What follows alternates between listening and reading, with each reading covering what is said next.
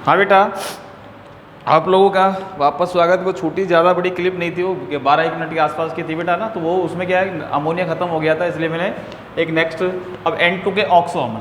अब यहाँ पर डाई नाइट्रोजन है N2 निम्न ऑक्सो अम्ल जैसे H2N2O2, इसका नाम है बेटा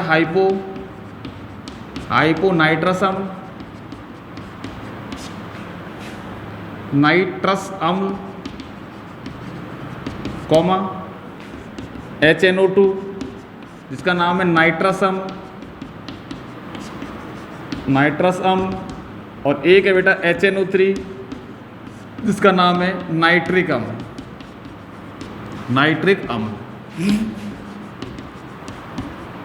बनाता है बेटा। इनमें से केवल HNO3, क्या नाम है इसका, नाइट्रिक अम्ल ही स्थायी है, ठीक है बेटा। और बाकी के क्या होते हैं, अस्थायी। तो वैसे बनाने को तो ये 3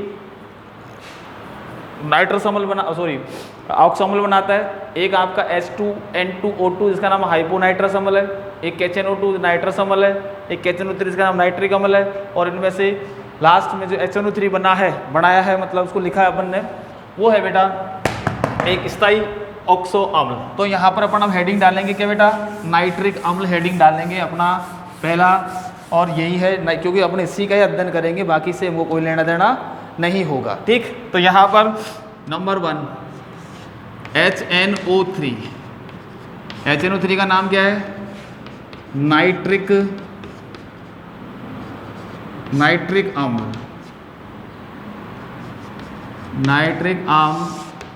अब सबसे पहले यहाँ पर अपन बोलेंगे नंबर 1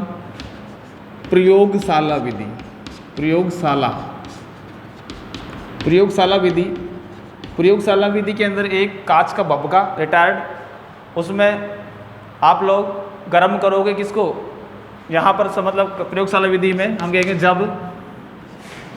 जब सांद्र H2SO4 की क्रिया रिटार्ट, जिसको भपका बोलेंगे, भपका का गोल्ड-पेंदी का फ्लास्क, जब सांद्र H2SO4 की क्रिया रिटार्ड में NaNO3 सोडियम नाइट्रेट या KNO3 पोटेशियम नाइट्रेट से कराते हैं तो HNO3 का निर्माण होता है। HNO3 का क्या होगा बेटा, निर्माण होता है। तो ये है बेटा आप लोगों की क्रिया, ठीक बेटा। तो अब क्रिया कराएंगे भैया, अपन क्या करेंगे भाई, NaNO3 प्लस H2SO4 एरो के बाद HNO3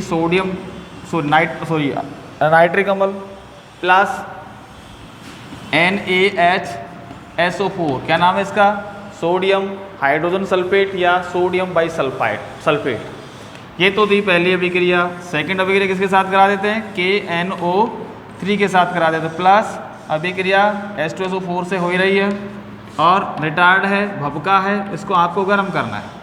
ये HNO3 प्लस आपका बनेगा KHSO4 पोटेशियम हाइड्रोजन सल्फेट। तो अब बेटा समझ में आ गया होगा आप लोगों के। तो ये कौन सी विधि है, प्रयोगशाला विधि। तो जब सांद्र H2SO4 की क्रिया रिटार्ड भपका, एक बेटा भपका का मतलब होता है इसमें गर्म करना पड़ता है, गोल्ड-पेंदी का फ्लास्क होता है, या KNO3 से कराते हैं तो HNO3 का क्या होगा बेटा, निर्माण होगा।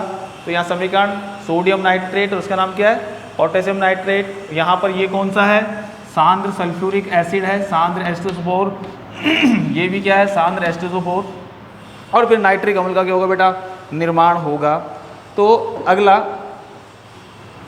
अगली जो विधि है नाइट्रिक अम्ल बनाने की, और वो है बेटा औद्योगिक विधि।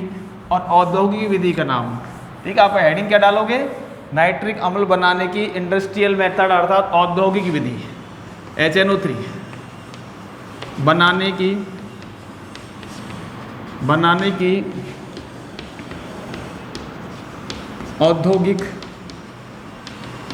की औद्योगिक विधि, और विधि का नाम है ओस्टवाल्ड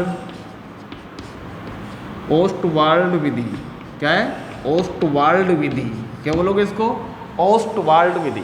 ठीक है, अब इसमें लिखेंगे बेटा नंबर 1, यह विधि, पहले ये लिखेंगे नंबर 1 नहीं, यह विधि 3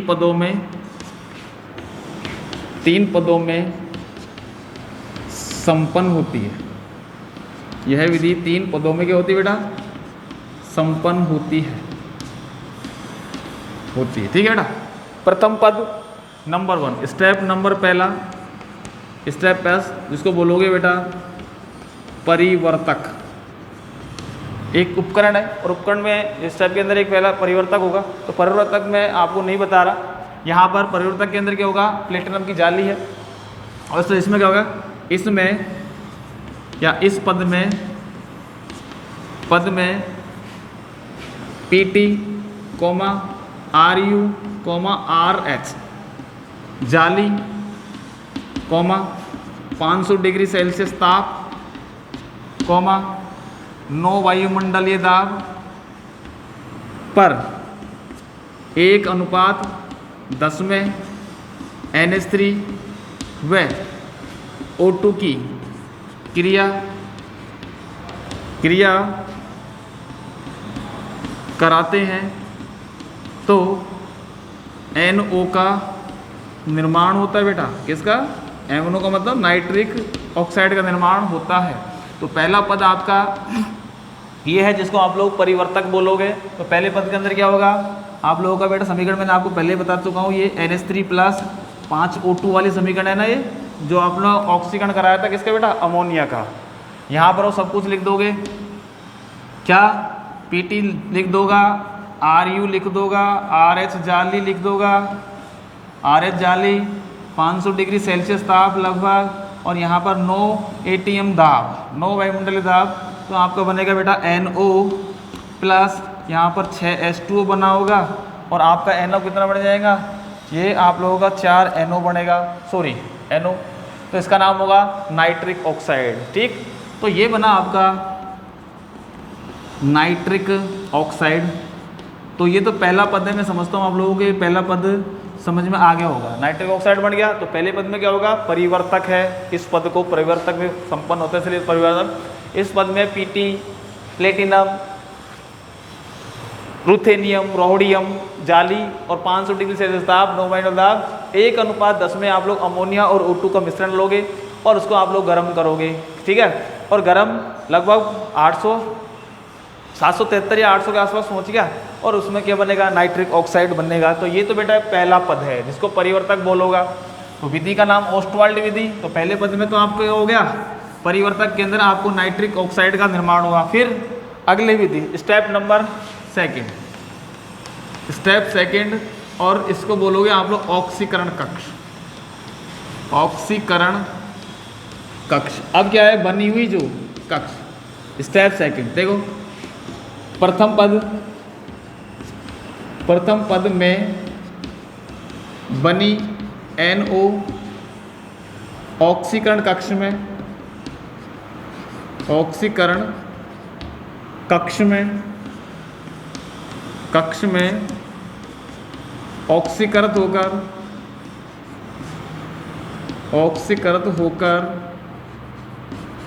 ऑक्सीकृत होकर NO2 बनाती है। ठीक है बेटा, अब NO2 बनेगी तो आपका स्टेप नंबर सेकंड हो गया, बिल्कुल कोई दिक्कत नहीं है। NO प्लस O2, एरो के बाद 2NO2, समझ में आ गई। तो ये है बेटा स्टेप नंबर आपका सेकंड। अब स्टेप नंबर कौन सा, स्टेप नंबर थर्ड, और स्टेप नंबर थर्ड का नाम है अवशोषण कक्ष भी बोलेंगे इसको, क्योंकि मैं बताऊंगा थोड़ा सा आपको समझाऊंगा इसको। अब क्या होगा, यहाँ क्या होगा, द्वितीयक पद द्वितीयक पद में बनी NO2 पर जल की बौछार कराते हैं तो HNO3 का HNO3 वह NO का निर्माण होता है बेटा, निर्माण होता है। अब जो NO बना वो वापस कहाँ चला जाएगा, फिर कौन से कक्ष में चले जाएगा, ऑक्सीकारक कक्ष में चला, ऑक्सीकरण कक्ष में चले जाएगा, फिर NO2 बनेगी, फिर बौछार होगी। तो जो शेष यदि NO बची है तो ये कार्यक्रम चलता रहेगा। तो आपकी समीकरण बनी बेटा NO2 प्लस H2O, एरो के बाद 2HNO3 प्लस 2NO। तो यहाँ पर आपका जो काम आने वाला है कौन, NO काम आएगा। या तुम एक NO लगाओ तो यहाँ पर ये क्या करोगे, ये 3 कर दिया, 3 NO2 और उसके बाद कितने हाइड्रोजन काम आए वो आप लोग देख सकते हो। ठीक है बेटा, 2 हाइड्रोजन तो ऑक्सीजन कंप्लीट। तो ये है आप लोगों का नाइट्रिक अम्ल। क्या है, नाइट्रिक अम्ल। और इसके ऊपर आप लोग क्या करोगे, पानी की बौछार करनी है। जब पानी की बौछार करोगे NO2 के ऊपर तो आपका सांद्र अर्थात नाइट्रिक अम्ल का क्या होगा बेटा, निर्माण। तो पहला परिवर्तक जिसमें आप लोग अमोनिया की क्रिया O2 से कराओगे 1:10 में, आप बनाओगे क्या, NO पर फिर ऑक्सीकरण कक्ष में उसका ऑक्सीकरण कराओगे, बनाओगे NO2 और उस पर आप लोग जब पानी की बौछार कराओगे, जल की बौछार कराओगे, आप नाइट्रिक अम्ल प्लस NO और बनी हुई NO वापस जाएगी। तो ये बड़ा सिस्टम रहेगा बेटा। तो मैं आपको थोड़ा सा बताता हूँ कि ये विधि किस प्रकार से संपन्न हुई।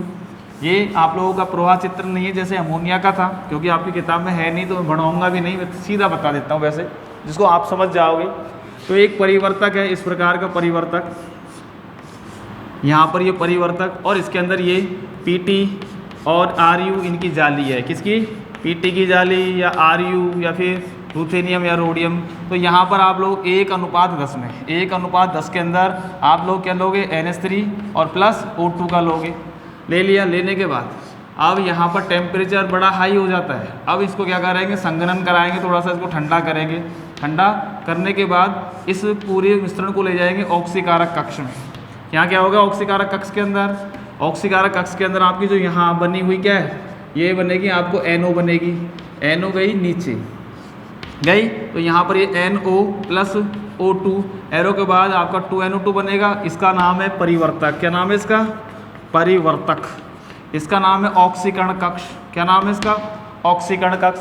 अब ऑक्सीकरण कक्ष के बाद ये बनी हुई जो NO2 है, ठीक है बेटा।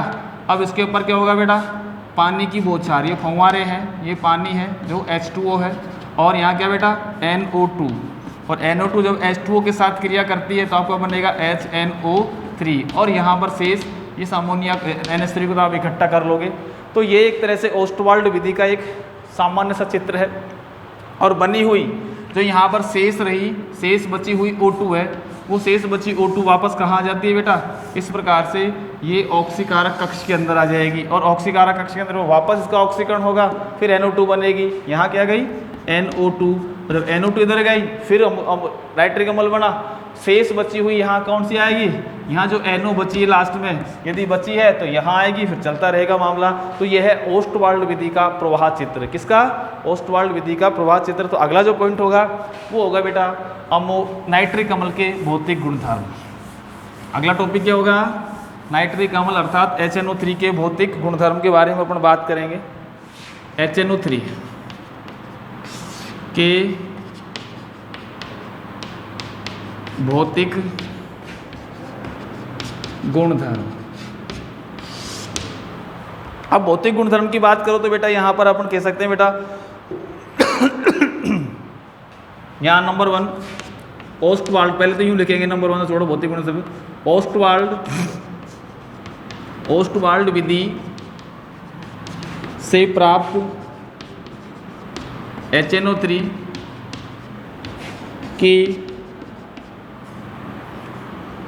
सांद्रता 68% होती है बेटा, 68% होती है और और इसका घनत्व इसका घनत्व 1.54, ठीक है बेटा, होता है, या सेमी क्यूब बोलो इसको, सेमी क्यूब होता है। ठीक, ये तो पहली बात थी। उसके बाद ये तो सामान्य सी बात मैंने 68%। अब इसमें लिख सकते भाई सवाल, जब HNO3 का निर्जलीकरण सांद्र H2SO4 से कराते हैं तो लगभग 98% सांद्रता का HNO3 प्राप्त हो जाता है बेटा। इसका निर्जलीकरण अपन 98% तक कर सकते हैं। ठीक, फिर दूसरी बात, नंबर अगला बोले, यह शुद्ध अवस्था में रंगहीन होता है, परंतु वायु व प्रकाश में खुला छोड़ने पर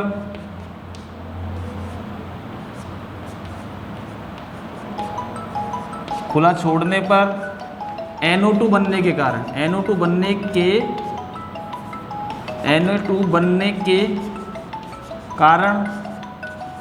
यह हल्का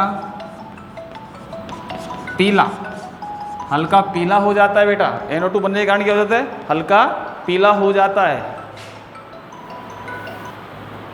हाँ बेटा, तो बेटा ध्यान कर लेना कि शुद्ध अवस्था में रंगीन होता है, परंतु वायु या प्रकाश की उपस्थिति में खुला छोड़ने पर NO2 बनती है बेटा, और NO2 बनने के कारण इसका जो रंग हो जाता है वो हल्का पीला।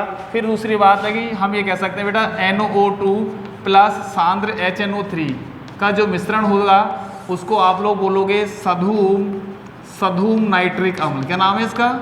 सधूम नाइट्रिक अम्ल। इसको भी ध्यान रखना, क्योंकि NO2 बनने के कारण इसका रंग कैसे हो जाता है? हल्का पीला हो जाता है। दूसरी बात, अब इसका जो क्वथनांक हिमांक की बात करें, और उसके बाद आप लोग इसकी बात क्या करेंगे? क्वथनांक की। तो इसका जो हिमांक होता है, हाँ, HNO3 का हिमांक लगभग बेटा यहाँ पर जो होता है 231.4 केल्विन, तथा क्वथनांक जो होता है वो 355.2 केल्विन के आसपास होता है बेटा, है। तो ये क्वथनांक की बात थी, ये गलनांक की बात की। अगला जो टॉपिक है इसके अंदर नेक्स्ट अपन कहेंगे HNO3 की संरचना। HNO3 की क्या करोगे? संरचना के बारे में बात करेंगे। तो इसमें लिखेंगे बेटा HNO3 की गैसीय अवस्था में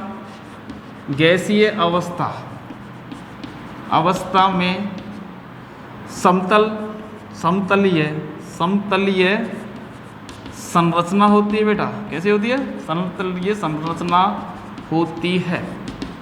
ठीक, तो ये तो बेटा आप लोगों का समतलीय संरचना में कैसे बनाओगे? यहाँ पर ये H, ये O, यहाँ N, ये O, और यहाँ पर O। ये जो बंद कोण है वो 130 डिग्री होता है। अपनी किताब में ये बंद कोण 102 डिग्री दे रखा है, वो गलत है। बंद कोण का मान यहाँ 120 डिग्री होता है बेटा इसका, ठीक है। फिर उसके बाद यहाँ पर आबंद लंबाई भी दे रखी है। उस आबंद लंबाई को आप याद करो ना करो कोई दिक्कत नहीं, लेकिन इसकी संरचना आपको क्या लिखनी है? समतलीय संरचना। और यहाँ पर आबंद लंबाई यहाँ पर जो दे रखा है 96 pm, 241 pm पॉइंट कुछ सम, तो आप लोग उनको अपनी बुक्स की हेल्प से उसमें से उतारना। तो ये इसकी क्या होगी? नाइट्रिक अम्ल की संरचना।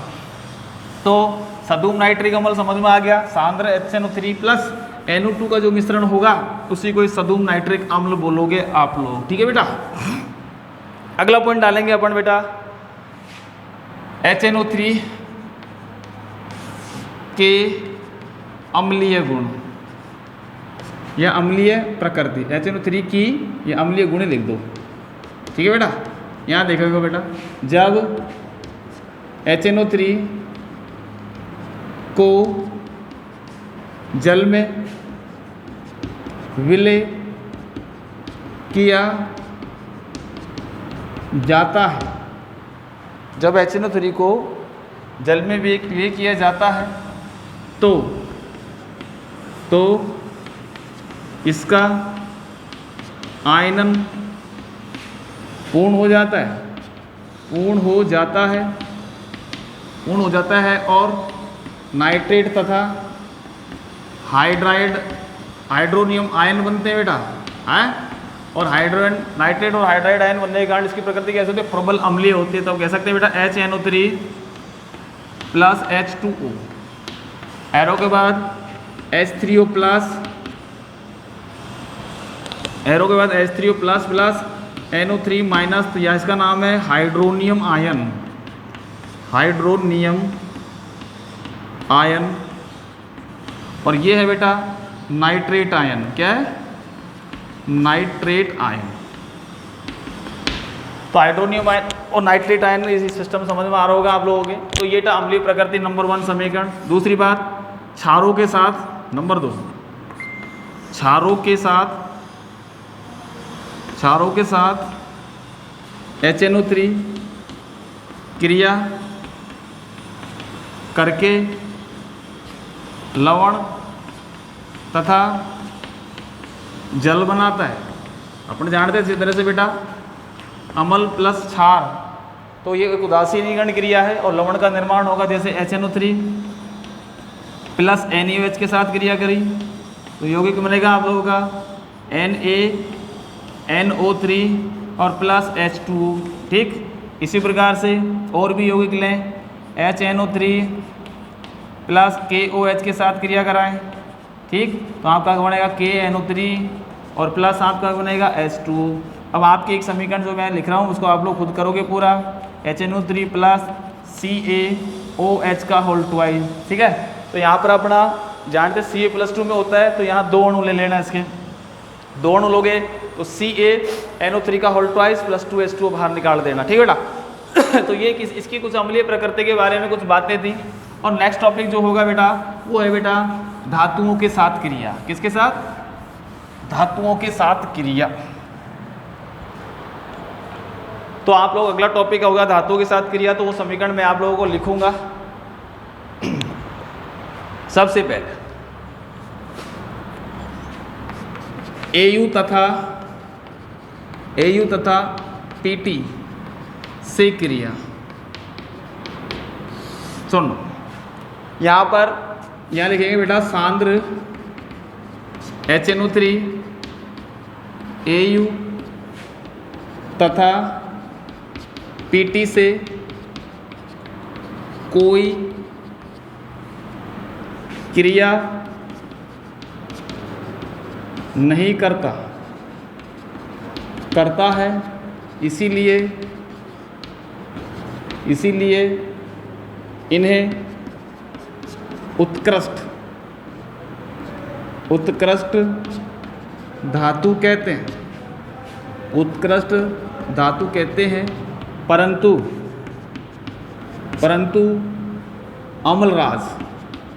अम्लराज मतलब एक्वारेजिया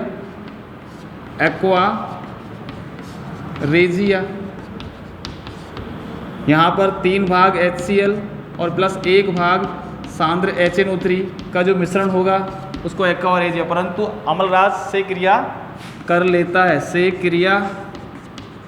क्रिया करता है बेटा। तो अपन क्रिया करा देते हैं। तो 3 भाग HCl और 1 भाग HNO3 सांद्र हैं, दोनों के दोनों का मिश्रण एक्वारेजिया। तो यहाँ पर NOCl plus 2Cl plus H2O, अर्थात यहाँ पर आपका H2O, ये 2H2O, तो 3 और 3। तो ये जो है इसका नाम अपन जानते हैं टिंडल अभिकर्मक है, टिंडल अभिकर्मक, नाइट्रोसिल क्लोराइड। लेकिन ये नवजात क्लोरीन, ये क्या चीज़ है? ये इसका नाम है नवजात क्लोरीन। अब ये जो बनी हुई नवजात क्लोरीन है वो AU के साथ क्रिया करेगी प्लस 3Cl और आपका यौगिक बनेगा AuCl3, ये घुल गया। Pt के साथ क्रिया करेगी, ये 4Cl होगा, आपका बनेगा PtCl4। तो ये भूल गया। तो इस प्रकार से अपन सोने और प्लेटिनम के साथ भी इसकी क्रिया करा सकते हैं, लेकिन सांद्र HNO3 नहीं करेगा। कौन करेगा? एक्वा रेजिया करेगा। वो ये समीकरण आप लोगों के सामने ये रहे। तो अगली जो समीकरण है बेटा, अगला जो समीकरण क्या, अगली जो धातु है, और अगली जो धातु है बेटा वो है Al तथा Cr धातु से क्रिया, धातु से क्रिया। ठीक है बेटा। अब सुनो ना, यहाँ पर Al तथा Cr धातु सांद्र HNO3 से कोई क्रिया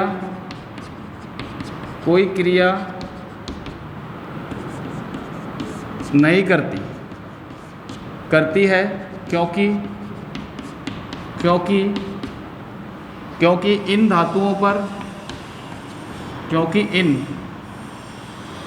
धातुओं पर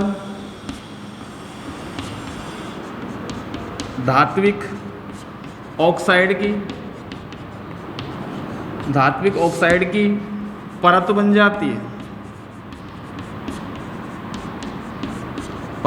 जाती है।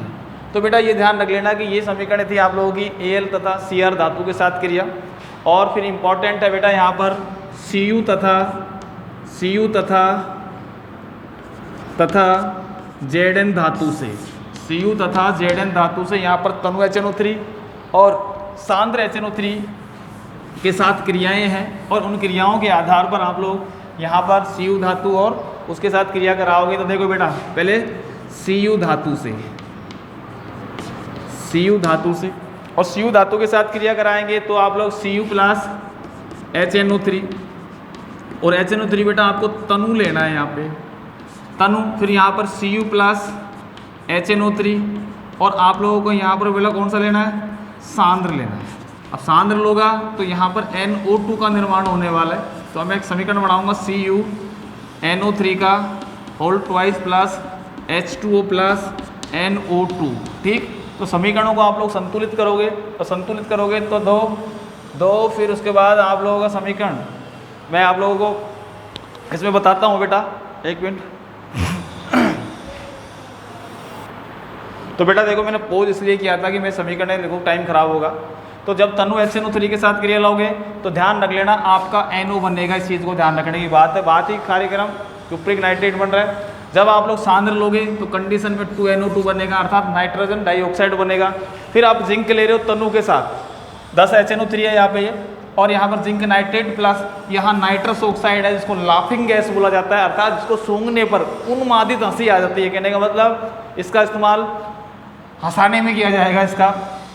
और उसके बाद जिंक प्लस HNO3 की बात कर रहे हो तो यहाँ पर सांद्र देखो बेटा, सांद्र के साथ जब भी क्रिया होती है तो NO2 बनेगा, लेकिन तनु के साथ कॉपर में ध्यान रखना NO बनेगा नाइट्रिक ऑक्साइड, और यहाँ पर तनु के साथ नाइट्रस ऑक्साइड का निर्माण होगा। ठीक है बेटा, तो ये वीडियो अब आप लोग ये खत्म। उसके बाद और भी बहुत सारे अभी समीकरण हैं, तो उसके बारे में फिर अगले वीडियो में अपन बात करेंगे। ठीक है बेटा, आप लोगों को मेरा धन्यवाद।